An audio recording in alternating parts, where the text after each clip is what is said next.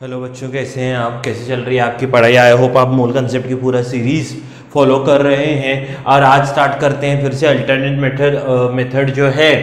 कल हमने देखा number of moles equal to given mass upon molecular mass होता है, मॉलिक्यूल्स अपॉन 6.022 इंटू 10⁻23 होता है, वॉल्यूम अपॉन 22.4 होता है। ये फॉर्मूला हमने कल रट लिया था। उसके ही बेसिस पे कुछ और आगे के सम्स करेंगे। 15 सम है, what mass of calcium will contain same number of atoms is present in 3.2 gram of sulphur.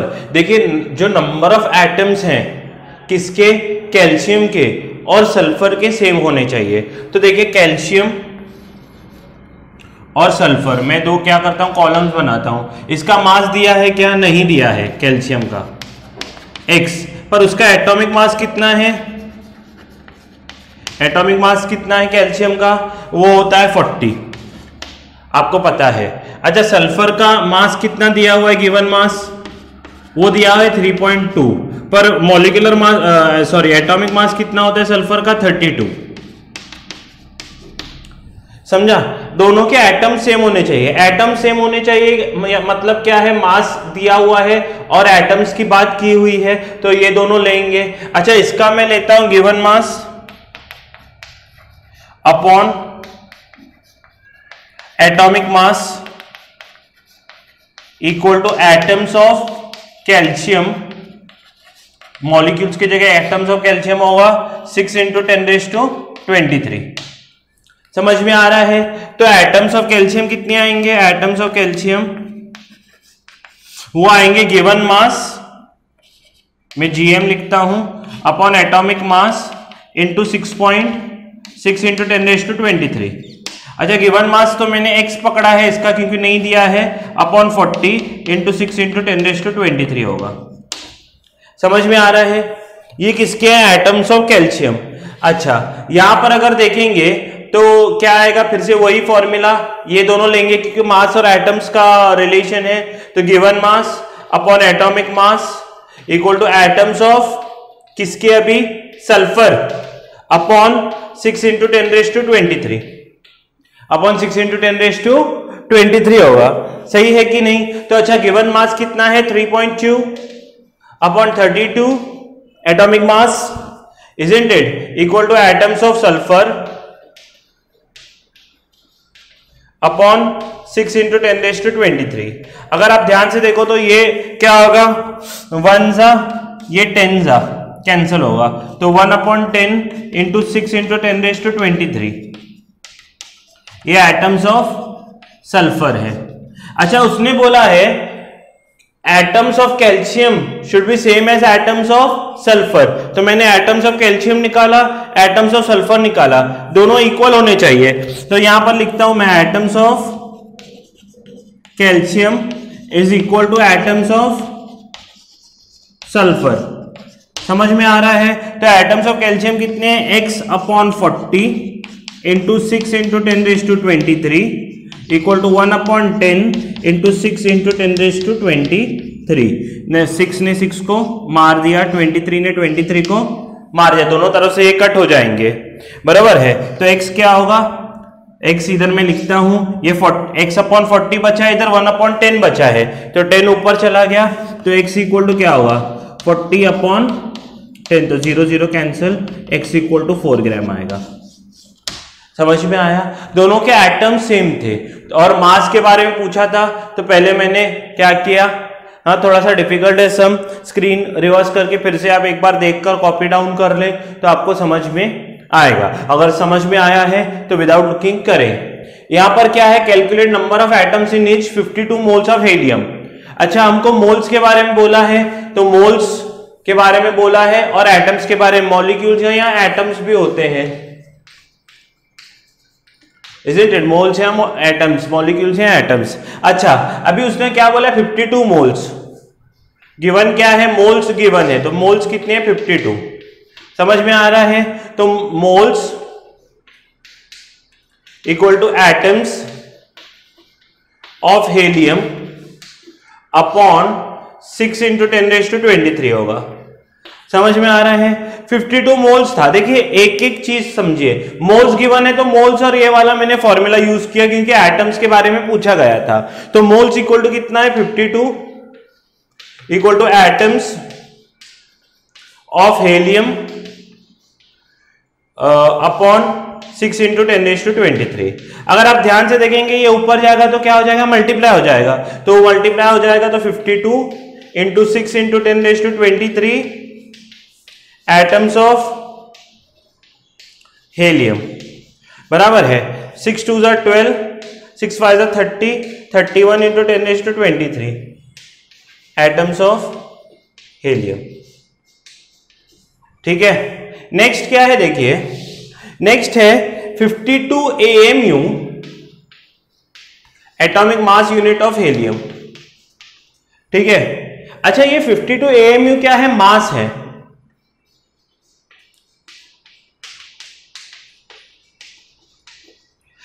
ये एटॉमिक मास यूनिट को ग्राम में कैसे कन्वर्ट करना है? 1 AMU का क्या मतलब होता है? 1 AMU इक्वल टू होता है 1.6 इंटू 10⁻24 ग्राम।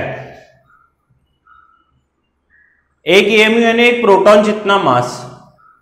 ठीक है, तो मास कितना होगा? 52 इंटू 1.6 इंटू 10⁻24 ग्राम होगा एक्चुअल में। समझ में आ रहा है? अच्छा, मॉलिक्यूलर एटॉमिक मास हेलियम का कितना होता है? 4 AMU। यहां अगर आप लोगे तो आप ऐसे कर सकते हो, ग्राम में नहीं लेकर एक काम कीजिए, आप मास 52 AMU है ना,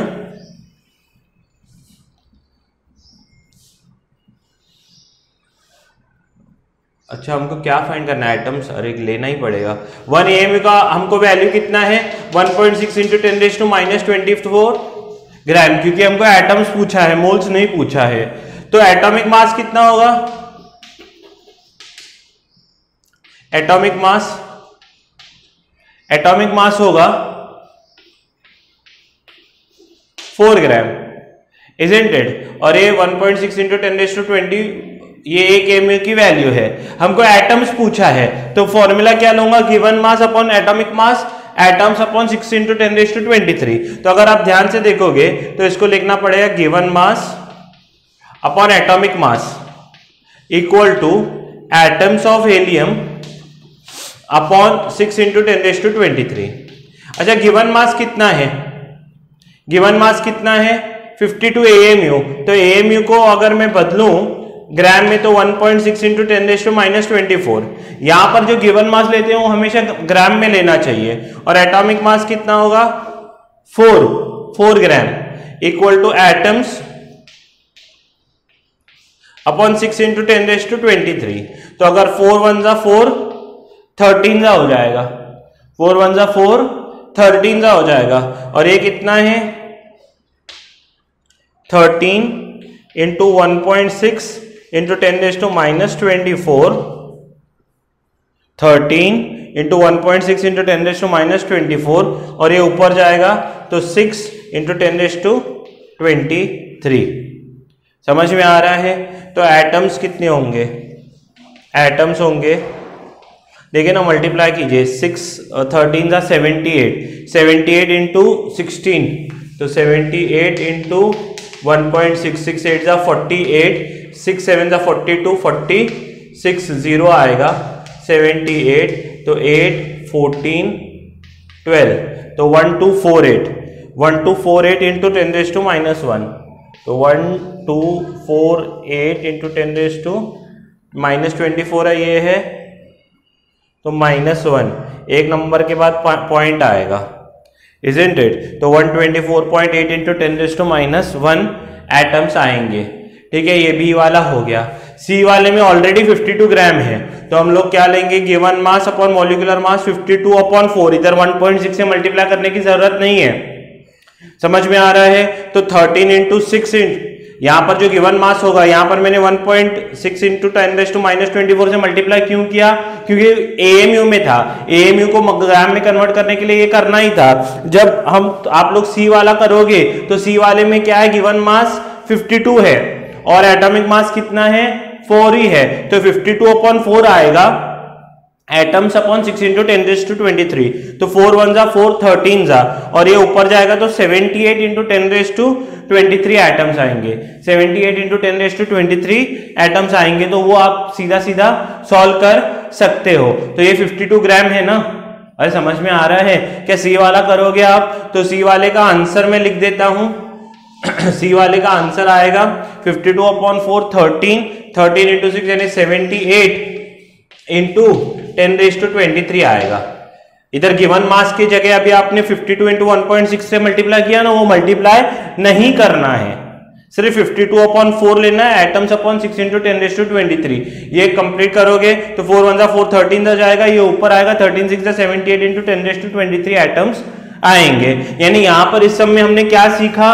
हमने सीखा कि जब भी मास लेना है वो ग्राम में लेना है, तो अगर एएमयू में होगा तो हमको कन्वर्ट करना पड़ेगा किस में? ग्राम में। कैसे करेंगे ग्राम में कन्वर्ट? 1.6 इंटू 10⁻24 से मल्टीप्लाई करके। समझ में आ रहा है? स्क्रीन पॉज करके लिख लें सभी सम्स और लास्ट सम सॉल्व करके आंसर क्रॉस चेक करें। देखिए यहाँ पर क्या है, नेक्स्ट हमें calculate atoms of each kind in 5.3 gram of sodium carbonate. तो सबसे पहले आपको सोडियम कार्बोनेट का फॉर्मूला पता होना चाहिए। सोडियम कार्बोनेट का फॉर्मूला कितना है? Na2CO3। तो Na2CO3 का हमको मास गिवन मास है 5.3 ग्राम, मॉलिक्यूलर मास गिवन मास कितना है 5.3 ग्राम गिवन है, बराबर है ना। और मॉलिक्यूलर मास कितना है Na2CO3 का? Na इसका फॉर्मूला क्या है? Na2CO3, तो Na into 2 C into 1 O into 3। अच्छा Na का कितना है? 23 into 2, carbon into 1, oxygen into 3, तो ये क्या होगा? देखिए 46 प्लस 12 प्लस 48, तो ये कितना होगा? 60 और 46 यानी 106 ग्राम। ठीक है, ये मॉलिक्यूलर मास है। अच्छा उसने क्या पूछा है? एटम्स के बारे में पूछा है, यानी गिवन मास अपन और ये दोनों लेंगे। ठीक है, एटम्स ऑफ ईच काइंड पूछा है, तो given mass upon molecular mass equal two molecules of Na2CO3 upon 6 into 10⁻23, ये फॉर्मूला आएगा। अच्छा गिवन मास कितना है? देखिए गिवन मास कितना है, वो है 5.3 और मॉलिक्यूलर मास कितना है 106। Given mass 5.3, molecular mass 106। तो molecules of Na2CO3 upon 6 into 10⁻23। समझ में आ रहा है? अच्छा अभी ध्यान से देखिए 5.3 है, 5.3 को मैं क्या करता हूं, अगर 53 लिखूंगा तो नीचे क्या होगा, एक 10 बढ़ जाएगा और ये जो डिनोमिनेटर था इसको ऊपर लेके आया 6 into 10⁻23 equal two molecules of Na2CO3। अगर आप ध्यान देंगे तो ये क्या होगा, 53 1 जा 53 2 जा 2 1 जा 2 3 जा और एक 10 जाएगा तो ऊपर 22 बचेगा। तो ये मॉलिक्यूल्स ऑफ, ये किसके मॉलिक्यूल्स हैं, Na2CO3 के। कितने आए, 3 इंटू 10⁻22। ये 10 गया तो ये भी गया ना, 23 का 22 हो गया।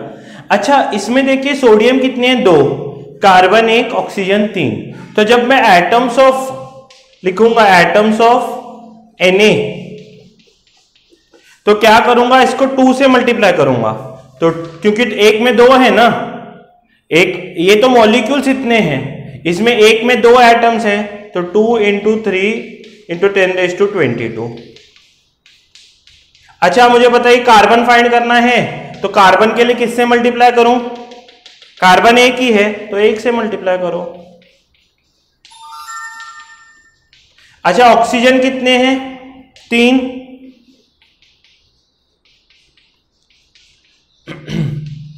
तो 9 इंटू 10⁻²2 समझ में आ रहा है।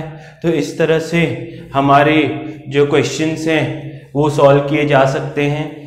17th सम है ये, तो आप स्क्रीन पॉज करके लिख लें। एक में जितने आइटम्स है उतने मॉलिक्यूल्स को मल्टीप्लाई करते हुए जाना है, समझा?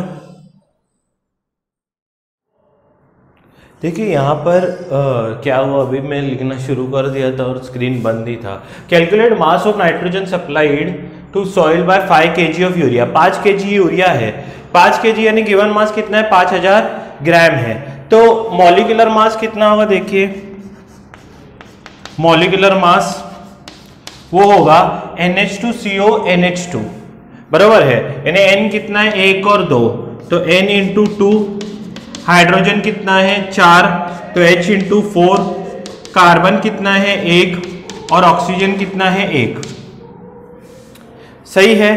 तो नाइट्रोजन कितना होगा? 14 इंटू 2, और हाइड्रोजन 1 इंटू 4, कार्बन 12 इंटू 1, और ऑक्सीजन 16 इंटू 1।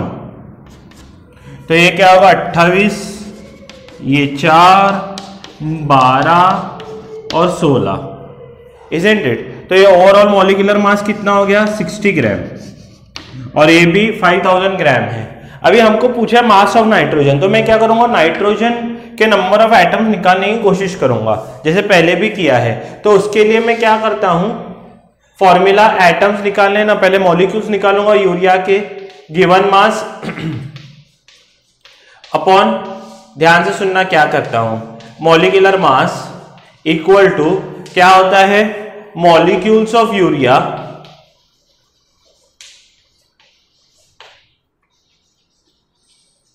अपॉन 6 इंटू 10⁻23 होगा, ठीक है। अच्छा, गिवन मास कितना है? 5000 ग्राम है, और ये क्या है? 60, और ये डिनोमिनेटर में है तो ऊपर चला गया तो मल्टीप्लाई में होगा, 6 इंटू 10⁻23। तो मॉलिक्यूल्स ऑफ यूरिया कितने आएंगे?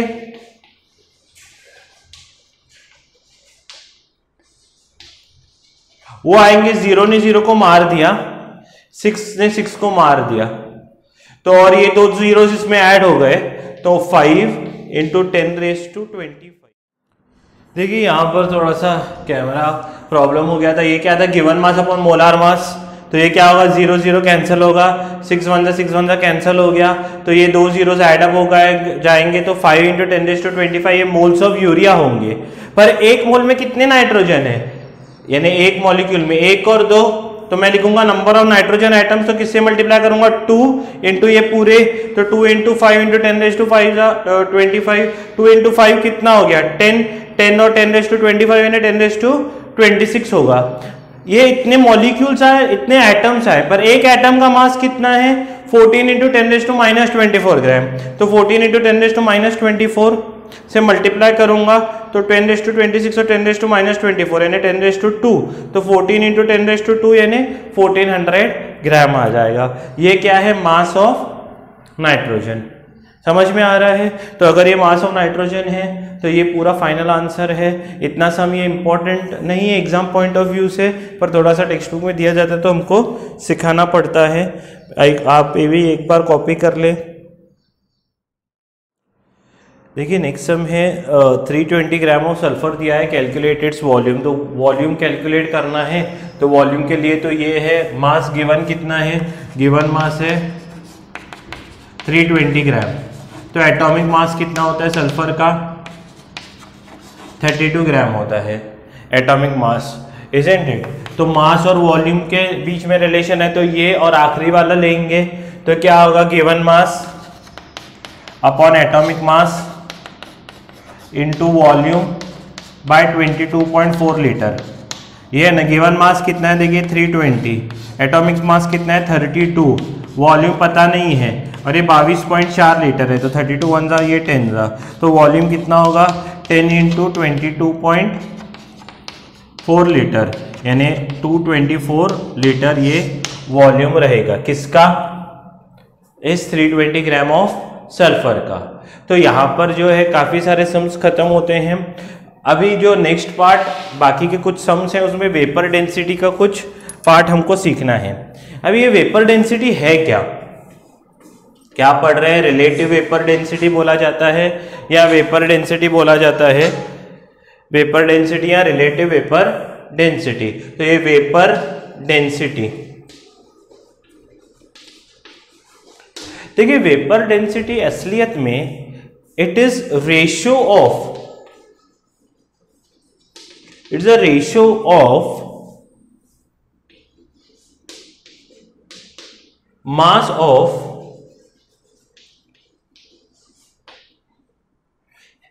any volume of gas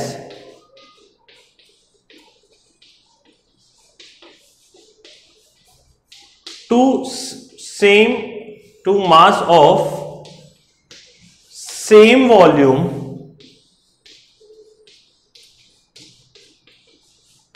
of hydrogen gas, hydrogen molecule. कुछ नहीं समझाता हूं मैं। वो बोल रहे हैं कि रिलेटिव वेपर डेंसिटी, वेपर यानी क्या है, gas, relative vapour density, relation होना चाहिए वेपर्स का, वेपर यानी क्या, दो गैसेस का, उसका डेंसिटी। देखिए वो बोल रहा है ratio of mass of any volume of gas. अगर मैं कोई भी गैस लूं, मान लीजिए मैंने क्या लिया, नाइट्रोजन गैस लिया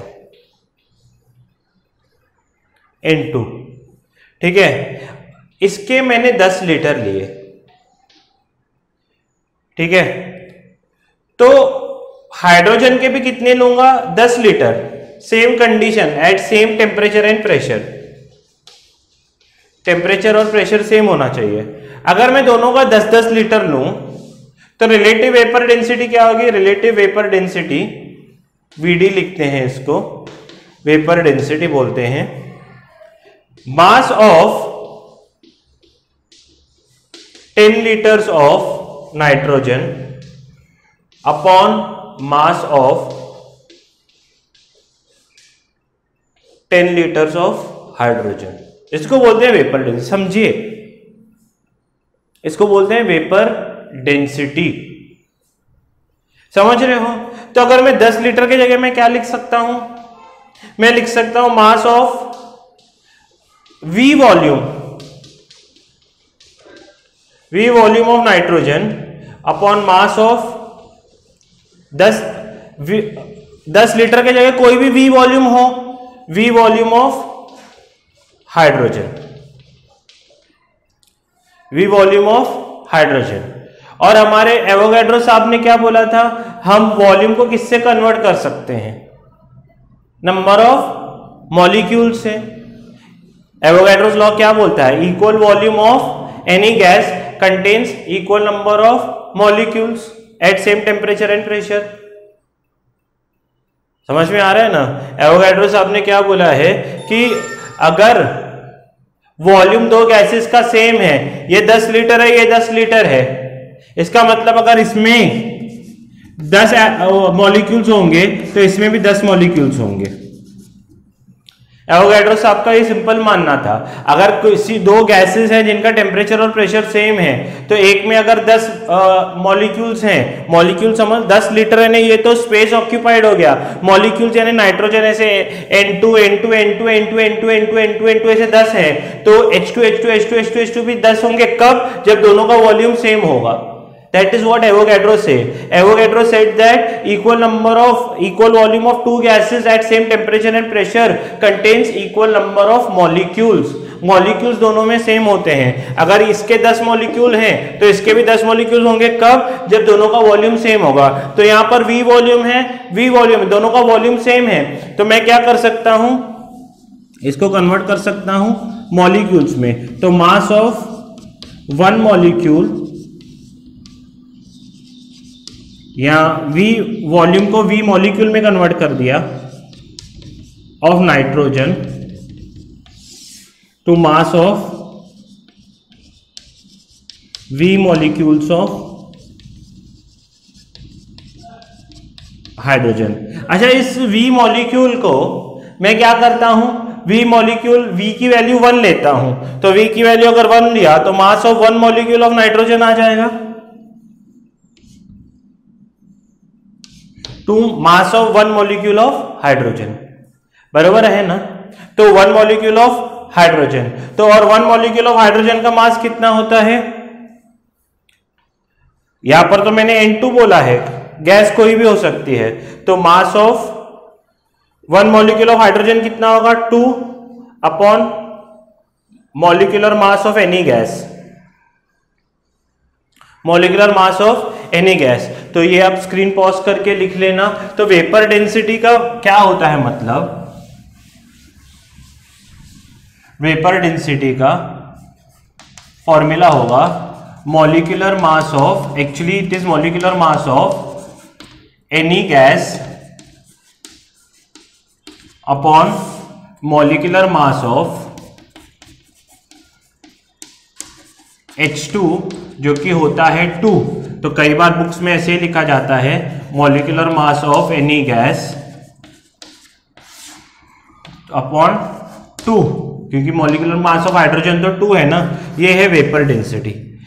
थोड़ा सा कंफ्यूजिंग कंसेप्ट है, यानी कंफ्यूजिंग कंसेप्ट इसलिए है क्योंकि इसको समझाया इस तरह से जाता है। देखिए सिंपली ये क्या है, वेपर डेंसिटी क्या होता है, it is molecular mass of any gas upon 2। इतना भी याद रखेंगे तो आपके लिए बहुत ज्यादा है, यानी इनफ है। पर फील्ड के लिए हम पूरा सिखाते हैं, what is ratio of any volume of gas to ratio of mass of any volume of gas to mass of same volume of hydrogen gas, ये इसकी डेफिनेशन है। पर हमारे लिए यूज का कितना है, vapour density is equal to molecular mass of any gas upon 2। मैं बोलूं किसी की वेपर डेंसिटी 10 है, वेपर डेंसिटी 10 है, तो उसका मॉलिक्यूलर मास क्या होगा, आप सिंपली 2 से मल्टीप्लाई करोगे। मैं बोलूं किसकी वेपर डेंसिटी 100 है, तो उसका मॉलिक्यूलर मास कितना होगा, ये 100 हो गया, तो 2 से मल्टीप्लाई करेंगे। समझ में आ रहा है। मैं बोलूं किसका वेपर डेंसिटी 2 है, इसका मतलब क्या हुआ, इसका मतलब ये हुआ वेपर डेंसिटी 2 है, यानी जो मेरा मास, जो मेरी गैस है वो 2 टाइम्स हेवियर है।